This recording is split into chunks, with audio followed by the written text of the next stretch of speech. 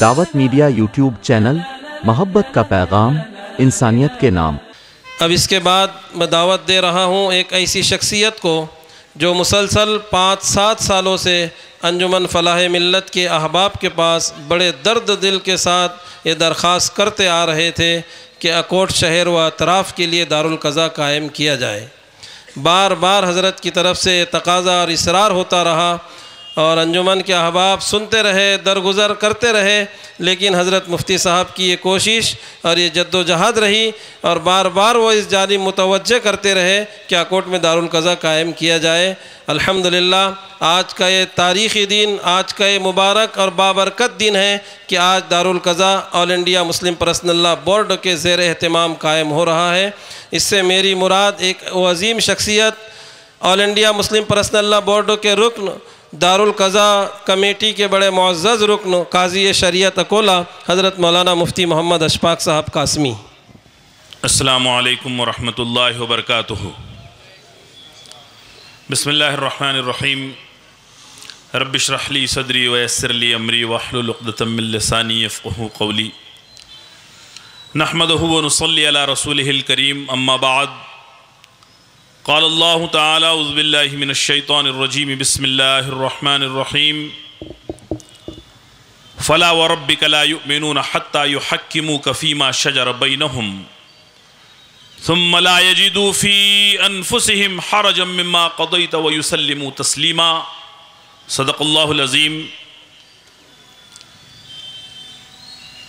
اس انتہائی مفید، بامقصد اور اہم اجلاس کے صدر محترم، all India Muslim personal law board کی دارالقضا کمیٹی کے کنوینر، دارالعلوم ندوۃ العلماء کے سینئر استاذ حدیث، ملک کے نامور عالم دین، 50 خالص علمی تاریخی کتابوں کے مصنف اور مؤلف، رکن عاملہ بورڈ حضرت مولانا عتیق احمد صاحب بستوی، میرے استاذ محترم جامعہ اسلامیہ اشاعت العلوم اکل کوہ کے شیخ الحدیث حضرت مولانا رضوان الدین صاحب معروفی، اسٹیج پر تشریف فرما حضرات علماء کرام، سامنے بیٹھے ہوئے سامعین محترم، نوجوان دوستو، پیارے بچوں، یہ میں ایسا سمجھتا ہوں کہ آج کا دن میرے لیے کامیابی کا دن ہے۔ میں اس اجلاس سے اتنا خوش ہوں کہ اگر کسی طالب علم کا امتحان ہوا ہو اور وہ فرسٹ ڈویژن پاس ہو گیا ہو، بہت اچھے انعام سے اس کو نوازا گیا ہو، تو وہ بچہ جتنا خوش ہوتا ہے اس بچے سے زیادہ میں خوش ہوں، اس لیے کہ میں ایک طویل عرصے سے اس بات کے لیے کوشاں تھا کہ اکوٹ میں دارالقضا قائم ہو جائے۔ انجمن فلاح ملت کے ذمہ داران قابل مبارکباد ہے کہ تاخیر ہی سے صحیح ہوئی، تاخیر تو کچھ باعث تاخیر بھی تھا، دیری ہی سے صحیح انہوں نے میری بات پر کان دھرا، اور آج یہ طے ہو رہا ہے کہ مسلمانان اکوٹ نہایت سنجیدگی کے ساتھ بصحت ہوش و حواس، برضا و رغبت، بلا جبر و اکراہ یہ فیصلہ کر رہے ہیں کہ انشاءاللہ اب ہم اپنی ذات پر شریعت کو نافذ کریں گے۔ تھوڑا دمدار ہونا چاہیے انشاءاللہ۔ دیکھیے، یہ جذبات کی رو میں بہہ کر کہنے والا کام نہیں ہے، یہ تھوڑا سا مشکل کام ہے۔ آپ نماز پڑھتے ہیں، آپ کو کوئی زبردستی آپ سے نماز نہیں پڑھواتا ہے، اور بطور خاص نماز پڑھنے میں انسان کی انا آڑے نہیں آتی ہے، اس کا مالی نقصان نہیں ہوتا ہے، اس کا سوشل اسٹیٹس متاثر نہیں ہوتا ہے، بلکہ نماز پڑھنے سے قلبی طمانینت ملتی ہے، دل کو سکون ملتا ہے، انسان کو ایسا محسوس ہوتا ہے کہ اس نے اچھا کام کیا ہے۔ لہٰذا نماز پڑھنا فرض تو ہے، ضروری تو ہے، لیکن یہ وہ عمل نہیں ہے کہ جس سے انسان کے اسلام کو جانچا جائے، یہ بیرومیٹر نہیں ہے۔ اسی لیے حضرت عمر نے کہا تھا کہ لا یغرنکم طنطنۃ الرجل فی صلاتہ انظروا الی حالہ عند درہمہ ودینارہ، کسی آدمی کا مسجد جانا آنا تم کو کہیں دھوکے میں نہ ڈال دے۔ معاملات کے وقت اس کو دیکھو، لین دین کے وقت اس کو دیکھو، بھاؤ تاؤ کے وقت اس کے ایمان کو پرکھو۔ ایمان اس وقت پرکھا جاتا ہے جب انسان کی انا پر چوٹ پڑتی ہو، اس کا مفاد متاثر ہوتا ہو۔ آپ یہ جو انشاءاللہ کہہ رہے ہیں، آپ نے یہ جو طے کیا ہے کہ ہم اپنے اوپر شریعت کو نافذ کریں گے، تو ممکن ہے جیسے ابھی پیش رو مقررین نے کہا کہ کبھی مفاد متاثر ہو، کبھی انا پر چوٹ پڑے، کبھی کوئی ناخوشگوار بات ماننی پڑے، لیکن یہی اصل ایمان ہے۔ یہ دارالقضا کیا ہے؟ میں 2-4 منٹ میں اپنی بات کر کے انشاءاللہ ہمارے بڑوں کی گفتگو ہم سنیں گے۔ میرے دونوں اساتذہ کرام یہاں پر موجود ہیں، ان کے سامنے زیادہ بولنا یہ بھی ایک قسم کی جرات اور گستاخی ہوگی۔ میں 2-4 منٹ میں آپ کو سمجھاؤں کہ یہ جو حضرت انسان ہے، اللہ کی سب سے خوبصورت، سب سے پیاری، سب سے اشرف مخلوق، لیکن اللہ نے اس انسان کو ایسا بنایا ہے کہ اللہ یہ کہتا ہے کہ اولم یر الانسان، انسان اس پر غور کرتا ہے، انا خلقناہ من نطفہ، ہم نے اس کو ایک حقیر نطفے سے پیدا کیا، فَإِذَا هُوَ خَصِيمٌ مُبِينٌ، جھگڑالو بن گیا۔ انسان کی طبیعت میں بحث ہے، تکرار ہے، جدال ہے، حجت ہے۔ ایسا ہو سکتا ہے کہ 2 بھائی، 2 پارٹنر، 2 پڑوسی، 2 رشتہ دار، 2 میاں بیوی خاص طور سے باہم کسی معاملے پر لڑ بیٹھے، ان کے درمیان تنازع ہو جائے، ڈسپوٹ ہو جائے، ایسا ممکن ہے۔ اس لیے کہ انسان کی سرشت میں اللہ نے بحث و تکرار رکھی ہے۔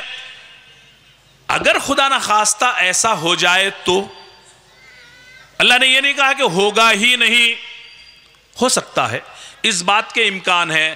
خاص طور سے ہم چونکہ پرسنل لا کے حوالے سے گفتگو کر رہے ہیں، اور اس میں بھی جو فیملی میٹرز ہیں، میاں بیوی کے درمیان 2 الگ الگ خاندان سے الگ الگ مذاق اور مزاج اور تہذیبوں سے تعلق رکھنے والے لڑکا اور لڑکی، مرد اور عورت میاں بیوی بنتے ہیں، تو عین ممکن ہے کہ ان کے درمیان اختلافات ہوں، تنازعات ہوں، کسی معاملے میں لڑائی جھگڑا ہو، تو پھر اس لڑائی جھگڑے کو حل کیسے کیا جائے؟ کیا مسلمان اس بات کے لیے آزاد ہیں کہ کورٹ کچہریاں، پولیس، مہیلا سیل، مہیلا منڈل یہاں پر لے جائیں اور جیسے جی میں آئے اپنے ایمان اور اسلام کو برباد کر کے فیصلے کروائیں؟ کیا مسلمان اس کے لیے آزاد ہیں؟ نہیں۔ اللہ رب العزت نے ارشاد فرمایا فَإِن تَنَازَعْتُمْ فِي شَيْءٍ فَرُدُّوهُ إِلَى اللَّهِ وَالرَّسُولِ، کسی معاملے میں اگر لڑ بیٹھو تو اپنی اس لڑائی کو اللہ اور اس کے رسول ہی کی طرف لے جاؤ، اور یہ آپشنل نہیں ہے کہ آپ کی مرضی آئے تو لے جاؤ، نہ آئے تو جہاں مرضی آئے وہاں لے جاؤ۔ اٹ از اے مینڈیٹری، یہ لازمی ہے کہ آپ پر یہ ضروری ہے کہ اگر کوئی تنازع، کوئی ڈسپوٹ، کوئی جھگڑا، کوئی اختلاف پیدا ہو، باہم حل کرنے کی کوشش کرو۔ اگر حل نہ ہو تو اس کو پھر دارالقضاء اللہ اور اس کے رسول کی عدالت کی طرف لے جاؤ۔ ابھی اللہ اور رسول کی عدالت کہاں ہے؟ آپ ابھی آل انڈیا مسلم پرسنل بورڈ کے حوالے سے سن رہے تھے کہ بورڈ اس ملک میں مسلمانوں کا متحدہ متفقہ پلیٹ فارم ہے جو اس ملک میں پچھلے 45 سالوں سے تحفظ اور دفاع شریعت کی لڑائی لڑ رہا ہے، سڑک سے لے کر سنسد تک اور سول کورٹس نیچے کی عدالت سے لے کر سپریم کورٹ تک۔ بورڈ اس پورے ملت کی طرف سے اس کی کشتی کا کھیون ہار ہے، لیکن بورڈ نے یہ محسوس کیا کہ خارجی طور پر تحفظ اور دفاع شریعت کی لڑائی ہم عدالتوں میں اور پارلیمنٹ میں اور سڑکوں پر اور میدانوں میں لڑ تو رہے ہیں، لیکن ایک بڑا مسئلہ داخلی انتشار کا ہے، ایک بڑا خطرہ ہم کو داخلی مسائل کا ہے، وہ یہ ہے کہ مسلمان خود عدالتوں میں جاتے ہیں۔ جو بزرگ حضرات ہیں انہوں نے سنا ہوگا کہ شاہبانوں کے مقدمے میں جسٹس چندرچوڑ نے قرآنی آیات کی غلط تشریح کی، مس انٹرپریٹیشن کیا، تو بورڈ نے اس کے خلاف مخالفت کا اعلان کیا، اور پورے ملک میں جو بزرگ یہاں موجود ہوں گے وہ اس بات کے گواہ ہیں کہ آپ کے شہر میں بھی اور ملک میں کوئی ایسا حصہ جہاں تھوڑے سے بھی مسلمان بچتے ہوں، مسلمانوں نے جسٹس چندرچوڑ کے اس غیر شرعی فیصلے کے خلاف احتجاج نہ کیا ہو۔ اور میں آپ کو بتاؤں کہ آزاد بھارت کی تاریخ میں ایسا پہلی مرتبہ ہوا کہ سپریم کورٹ کے فیصلے کو توڑنے کے لیے پارلیمنٹ میں باضابطہ ایک قانون بنایا گیا، مسلم مطلقہ قانون، کہ یہ شریعت کے مطابق ایک مطلقہ عورت عدالت میں اگر چلی جائے تو فیصلہ کیسے کیا جائے گا، ایک گائیڈ لائن ججز کو دی گئی۔ آل انڈیا مسلم پرسنل بورڈ اپنی یہ لڑائی پارلیمنٹ میں، عدالتوں میں اور اپنے انداز میں بیرون سے تو لڑ رہا تھا، لیکن مسئلہ یہ تھا کہ اندرون کی لڑائی کو کیسے، اس سے کیسے جیتا جائے۔ لہٰذا بورڈ نے یہ فیصلہ کیا کہ بورڈ خود پورے ملک میں جہاں جہاں دارالقضاء نہیں ہے وہاں دارالقضاء یعنی شرعی نظام انصاف قائم کرے گا۔ ابھی آپ نے سنا مولانا تبریز صاحب بتا رہے تھے کہ بہار، اڑیسہ، جھارکھنڈ میں امارت شرعیہ ہے، ان کے اپنے 100 سے زائد دارالقضاء ہیں۔ آل انڈیا مسلم پرسنل لا بورڈ کے 14 ریاستوں میں 14 اسٹیٹس میں نیئر اباؤٹ 100 دارالقضاء ہیں، تقریباً 100 دارالقضاء، یہ 99واں دارالقضاء آج قائم ہونے جا رہا ہے۔ بورڈ کیا کرتا ہے؟ اس طرح دارالقضاء قائم کرتا ہے، وہاں ایک تربیت یافتہ عالم دین مفتی کو بٹھاتا ہے، پھر آپ مسلمانوں سے نہایت لجاجت کے ساتھ، تڑپ کے ساتھ، گڑ گڑا کر، عاجزی کے ساتھ درخواست کرتا ہے کہ مسلمانوں اپنی شریعت کو پامال مت کرو، اس ملک میں شریعت کے جنازہ نکالنے کے ذمہ دار مت بنو، مسلمانوں تمہارے دشمن اس دیش سے اسلام مکت دیش کا جو سپنا دیکھ رہے ہیں اس سپنے کو ساکار مت ہونے دو، اللہ کے لیے اپنے معاملات کو دارالقضاء میں لے کر آؤ، بورڈ آپ سے درخواست کرتا ہے۔ اور میں آپ کو بتاؤں، آپ یہ نہ سوچیں کہ یہ مولویوں کا خواب ہے، ایسا کیسے ہو سکتا ہے کہ اچھا مولانا دارالقضاء قائم کریں گے، یہ فلاح ملت والے سارے مولوی، اور یہ کہیں پہ ایک مولوی کو بٹھا دیں گے اور مسلمان وہاں آ جائیں گے اور اپنے معاملات حل کروائیں گے، کسی کو کوئی مانے گا، کوئی کیسے مانے گا، ان کے پاس طاقت کیا ہے، اور مسلمانوں کے دینی معاملات تو بڑے خراب ہیں، اور آپ ہی کہہ رہے ہیں کہ مفاد پرستی ہمارے اندر ہے، خود غرضی ہمارے اندر ہے، بے دینی ہمارے اندر ہے، اللہ و رسول سے بیزاری ہمارے اندر ہے، ایسا کیسے ہوگا؟ تو میں آپ سے کہہ رہا ہوں یہ کوئی ہوائی باتیں نہیں ہیں، ایسا ہو رہا ہے۔ یہ یہاں پر ہمارے درمیان قاضی شریعت ضلع بلڈانہ مفتی انیس الرحمان صاحب، ذرا کھڑے ہو جائیے، اپنا چہرہ مبارک دکھائیے۔ یہ بلڈانہ ضلع کے قاضی شریعت ہیں اور پچھلے کئی سالوں سے الحمدللہ جزاک اللہ مفتی صاحب یہ وہاں پر بحیثیت قاضی خدمات انجام دے رہے ہیں۔ ابھی اور میں خود اس پورے اکولہ ضلع کا قاضی ہوں الحمدللہ، اور پچھلے 28 سالوں سے میں یہ کام کر رہا ہوں۔ مہاراشٹر میں تقریباً 50 دارالقضاء ہیں، مہاراشٹر میں صرف بورڈ کے، جہاں لوگ اپنے معاملات لے جاتے ہیں، شریعت کے مطابق انصاف پاتے ہیں۔ پھر سوال یہ آتا ہے کہ اچھا واقعی ایسا ہوتا بھی ہے اگر، تو آپ کے پاس امپلیمنٹیشن پاور کیا ہے؟ آپ اس کو اپنے فیصلے کو نافذ کیسے کریں گے؟ پہلی بات تو یہ ہے کہ کچھ معاملات ایسے ہیں جو قاضی صاحب فیصلہ کر دیں تو اس کے نفاذ کا کوئی سوال نہیں. خاص طور سے فسخ نکاح کا مقدمہ آتا ہے ہمارے پاس. ایک خاتون آ کر کہتی ہے کہ مفتی صاحب میرا شوہر کئی برسوں سے غائب ہے, پتہ ہی نہیں زندہ ہے یا مر گیا. اس کا حل قاضی صاحب پوری کارروائی مکمل کر کے اس خاتون کا نکاح توڑتے ہیں, فسخ نکاح کر دیتے ہیں. اس میں نفاذ کا سوال نہیں. ایسی 14 وجوہات ہیں, 14. اس میں ایک یہ بھی ہے کہ ایک شخص ظالم ہے, نہ رکھتا ہے اچھے سے نہ طلاق دیتا ہے, بلکہ مردانگی کے جوش میں آ کر کہتا ہے کہ نہ رکھوں گا نہ طلاق دوں گا, سڑا دوں گا. ہے نا ایسے بھی نالائق. وہ خاتون قاضی صاحب کے پاس گئی اور اس نے قاضی صاحب سے اپنی درخواست لکھی. قاضی صاحب نے اس کے شوہر کو نوٹس بھیجی, اس کو بلایا, یا تو آیا یا نہیں آیا. قاضی صاحب کے پاس اس خاتون کا دعویٰ ثابت ہو گیا. قاضی صاحب فیصلہ کر دیں گے کہ آج میں نے بنا عدم انفاق و عدم ادائیگی حقوق زوجیت وہ ترک کل معلقات عرصہ دراز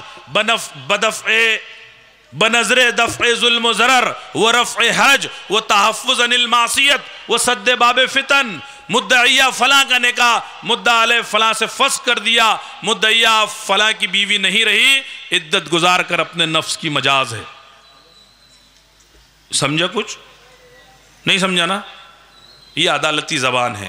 سمجھا تو بہت اچھا, اور نہیں سمجھا تو اس سے بھی اچھا. اس لیے کہ ساری عدالتی کاروائی ہر ایک کے سمجھ میں آ جائے کو ضروری نہیں. تو پہلی چیز تو یہ ہے کہ کچھ معاملات تو ایسے ہیں کہ قاضی صاحب فیصلہ کر دیں وہ شرعاً نافذ ہو جائے گا, عند اللہ نافذ ہو جائے گا. آپ کے ماننے نہیں ماننے سے کوئی فرق نہیں پڑے گا, اس لیے کہ قاضی صاحب نے فیصلہ کر دیا ہے. دوسری بات امپلیمنٹیشن کی, دوسری بات میں آپ کو بتاتا ہوں کہ وہ کون سا پاور ہے جو آپ سے فیصلے منوا لے گا. وہ پاور یقیناً دارالقضاء کے پاس نہ پولیس ہے, نہ لاٹھی ہے, نہ ڈنڈا ہے, نہ طاقت ہے. لیکن وہ طاقت جو آپ کے پاس ہے, وہ طاقت جو جنوری اور دسمبر کی سرد ترین راتوں میں گرم بستر سے اٹھا کر ٹھنڈے پانی سے وضو کروا کر آپ کو مسجد پہنچواتی ہے, وہ طاقت جو مئی اور جون میں 15 گھنٹے کا روزہ رکھواتی ہے, وہ طاقت انشاءاللہ آپ سے دارالقضاء کے فیصلے منوائے گی. آپ کے پاس وہ طاقت ہے, ذرا مجھے ہاتھ اٹھا کر اس کا ثبوت دیجئے, ہم مانیں گے انشاءاللہ.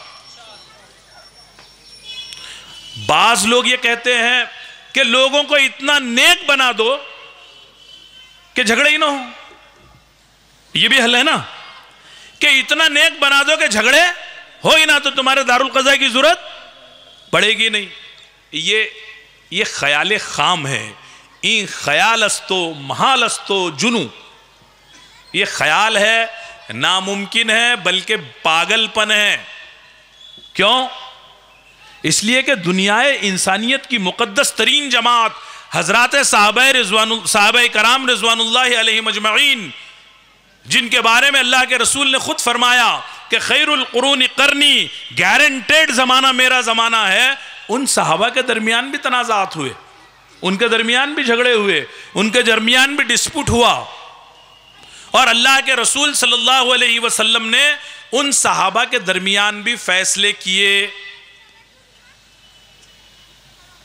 تو جب ان کے درمیان ہو سکتا تھا تو ہم تو ان کے پیر کی دھول بھی نہیں ہیں, یہاں تو ہونا عین ممکن ہے. ایک اور بات جو اسی کے ساتھ جوڑ کر سمجھنے کی کوشش کیجئے کہ ایسا ممکن ہے, ایسا نہیں ہے کہ دو لوگوں میں جھگڑا ہوا تو ایک غلط ہی ہوگا, نالائق ہی ہوگا, بدنیت ہی ہوگا, ایسا کوئی ضروری نہیں ہے. ایسا بھی ممکن ہے کہ دونوں اپنی اپنی جگہ اچھے ہوں, دونوں یہ سمجھتے ہوں کہ میں سچ ہوں، دونوں یہ سمجھتے ہوں کہ یہ ظلم کر رہا ہے، دونوں یہ سمجھتے ہوں کہ میں اللہ اس کے رسول کے احکامات کی پابندی کر رہا ہوں، تو کوئی چاہیے نا، کوئی فیصل چاہیے، کوئی فیصل چاہیے، ثالث چاہیے، منصف چاہیے، قاضی چاہیے، جج چاہیے، جو آپ کے مسائل کو حل کروائے۔ اس لیے دارالقضاء ضروری ہے۔ تیسرے، لوگ ہمارے پاس کچھ ڈگری ہولڈر کالے کوٹ کے وکیل بھی ہیں، لیکن بدقسمتی سے ہماری قوم میں بغیر ڈگری اور بغیر کورٹ کے ایک تو وکیل، دوسرے مفتی بہت ہیں، گلی گلی محلہ محلہ آپ کو ملیں گے۔ ارے ان کے فیصلے کو کورٹ تھوڑی مانتی، کیا اتھارٹی ہے آپ کے پاس؟ بہت مرتبہ ہم کو ایسا ہوتا ہے کہ ہم نے کسی فریق کو نوٹس بھیجی، وہ چلا جاتا ہے وکیل کے پاس، اور 99% آئی ایم ویری سوری، میں ہمارے وکلاء حضرات سے معذرت کے ساتھ کہتا ہوں، وکیل ہم کو نوٹس بھیجتے ہیں کہ in which capacity you send to notice to my client, آپ نے کس حیثیت سے میرے کلائنٹ کو نوٹس بھیجی ہے؟ ارے اللہ نے آپ کو قرآن کا پابند کیا ہے، آپ کسی قاضی کو یہ کیسے پوچھ سکتے ہیں کہ آپ نے کس کیپیسٹی میں یہ نوٹس بھیجی ہے؟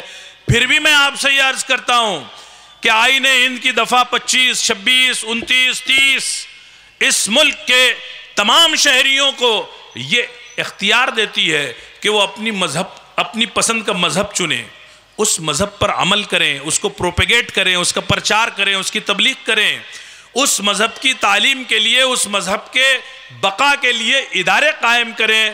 دارالقضاء یہ آئین ہند کی دی گئی سہولیات اور رعایات کے اندر ہے، ہم کوئی غیر قانونی کام نہیں کر رہے ہیں۔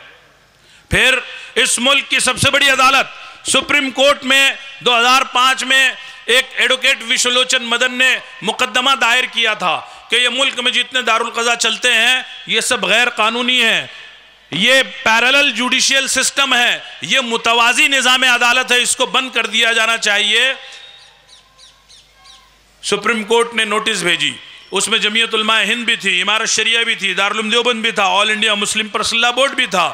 ہمارے بڑوں نے مل کر اس کیس کو لڑا، تقریباً 9 سال تک وہ مقدمہ سپریم کورٹ میں چلا۔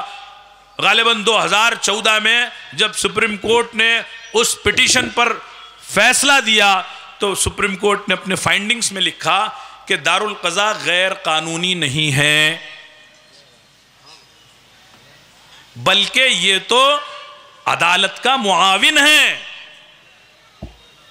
ابھی قاضی تبریز صاحب آپ کو بتا رہے تھے کہ 5.5 کروڑ مقدمات اس ملک میں، ملک کی عدالتوں میں فیصل ہے۔ مولانا عاقل حسامی صاحب شاید آپ لوگ جانتے ہوں، وہ کہتے تھے کہ ان عدالتوں سے انصاف نہیں ملتا، ان عدالتوں میں ان بھی صاف ان بھی صاف۔ اور میرے استاد محترم حضرت مولانا قاضی مجاہد الاسلام صاحب قاسمی رحمۃ اللہ علیہ جب آج سے تقریباً 28 سال پہلے 27 سال پہلے 1998 میں اکولہ کے دارالقضاء کے قیام کے موقع سے تشریف لائے تھے تو آپ نے کہا تھا کہ اچھا عدالتوں میں لڑ کر اپنی عزت، اپنا وقت، اپنا پیسہ، اپنا ایمان برباد کروانے کے بعد تم کو وہاں سے فیصلے کا ایک کاغذ ملتا ہے، چاٹو اس کو۔ کیا عدالتوں کے پاس امپلیمنٹیشن پاور ہوتا ہے؟ نہیں۔ یہ سپریم کورٹ فیصلے پہ فیصلہ سنا رہا ہے لیکن یو پی سرکار ماننے کو تیار نہیں۔ یہاں تو جس کی لاٹھی اس کا بھینس والا معاملہ ہے۔ کبھی کبھی تو ایسا لگتا ہے کہ ہم کسی مہذب انسانی معاشرے میں، کلچرڈ سول سوسائٹی میں ہم رہ رہے ہیں یا کوئی جنگل راج یہاں پر ہے۔ کون سنتا ہے فغانے درویش؟ جہاں جا کر اپنا دین، ایمان، پیسہ، وقت، عزت برباد کرتے ہو، مسلمانوں وہ تمہارا راستہ نہیں ہے۔ مذاق اڑائی جاتی ہے، استہزاء کیا جاتا ہے، تمہاری داڑھیوں کا، تمہاری ٹوپیوں کا، تمہارے کرتوں کا، تمہارے پجاموں کا، تمہارے برقعوں کا مذاق اڑایا جاتا ہے، بھدی گالیاں دی جاتی ہیں. یہ کہا جاتا ہے کہ ان مسلمانوں کو اس کے علاوہ اور کچھ نہیں. عورتوں سے ہمدردی جھوٹی رکھ کر دین پر حملہ کیا جاتا ہے. تمہارے جانے کی وجہ سے ان عدالتوں سے، فیملی کورٹ سے ڈیٹا کلیکٹ کیا جاتا ہے کہ مسلمان کتنے لڑتے ہیں. آپ کو یاد ہوگا جب ٹرپل طلاق قانون پارلیمنٹ میں پیش ہوا تھا تو ہمارے لا منسٹر نے یہ ڈیٹا دیا تھا کہ دیکھو مسلمان کیسے عورتوں پر ظلم کر رہے ہیں. لہذا بورڈ نے یہ چاہا کہ گھر کی بات گھر میں رہے تو بہتر ہے. ہم اپنے مسائل انشاءاللہ خود حل کریں گے. اب آج یہ جو دارالقضا یہاں پر قائم ہونے جا رہا ہے، ابھی بورڈ کے رکن عاملہ حضرت مولانا عتیق احمد صاحب بستوی قاضی شریعت سے حلف لیں گے. اس بات کا حلف لیں گے کہ وہ قرآن و سنت کے مطابق اپنے معاملات فیصل کریں گے. کسی طاقتور کی طاقت سے، کسی مالدار کی مالداری سے، کسی زور آور کے زور سے، کسی صاحب اثر و رسوخ کے اثر و رسوخ سے متاثر نہیں ہوں گے. انصاف کے مطابق فیصلہ کریں گے اور ایک حلف آپ سے لیں گے کہ جب قاضی صاحب آپ کو بلائیں، خواہ وہ فریق کی حیثیت سے ہو، خواہ گواہ کی حیثیت سے ہو، خواہ معاون عدالت کی حیثیت سے ہو، آپ سب آئیں گے. آپ مجھے ہاتھ اٹھا کر اس بات کا یقین دلائیے کہ آپ یہ حلف لینے کے لیے تیار ہیں انشاءاللہ. تو دوسری بات مجھے آپ کو یہ بتانا تھا کہ یہ بورڈ کا دارالقضا کام کیسے کرتا ہے، لیکن ابھی یہ بتا رہے ہیں کہ مولانا حذیفہ صاحب آن لائن آپ سے خطاب کریں گے. یہ بھی بڑی سہولت ہو گئی ہے کہ آدمی جا نہیں سکتا تو آن لائن ہی کچھ کہہ دے. تو ہم سب کے محترم ہیں، ہم ان سے ان کی گفتگو بھی سنیں گے. دارالقضا میں باقی چیزیں تو انشاءاللہ پھر یار زندہ صحبت باقی گفتگو ہوگی انشاءاللہ. ایک بات صرف یہ سمجھیے کہ یہاں جو قاضی بیٹھے گا، آج جس کو قاضی بنایا جائے گا، وہ عالم اور مفتی تو ہے، لیکن ہر عالم اور مفتی کو قاضی نہیں بنایا جا سکتا. یہ تربیت یافتہ ہیں، ان کو جوڈیشل ٹریننگ دی گئی ہے پہلے کہ what will be the process of judiciary, how to maintain the file and records. کام کیسے کیا جائے گا، ریکارڈ کیسے بنایا جائے گا، مثلیں کیسے بنے گی. پہلی چیز تو یہ تربیت یافتہ ہے. لیکن ان کو آج یہاں پر فیصلے کا اختیار نہیں دیا جائے گا، بلکہ ان کو یہ اختیار ہوگا کہ یہ کارروائی مکمل کریں اور سینئر قاضی کے پاس اپنی فائل بھیج دیں. سینئر قاضی پھر اس پر فیصلہ صادر کرے گا. سینئر قاضی کے مشورے سے یہ فیصلہ کریں گے. اور اس کے باوجود بھی خدا نہ خواستہ اگر کوئی مطمئن نہیں ہوا اس فیصلے سے تو وہ قاضی صاحب کے پاس نظر ثانی کی درخواست دے گا. قاضی صاحب اپنے فیصلے پہ نظر ثانی کریں گے. ان کو اگر لگتا ہے کہ واقعی فیصلے میں تبدیلی کی ضرورت ہے تو کریں گے، نہیں ضرورت محسوس ہوگی تو نہیں کریں گے.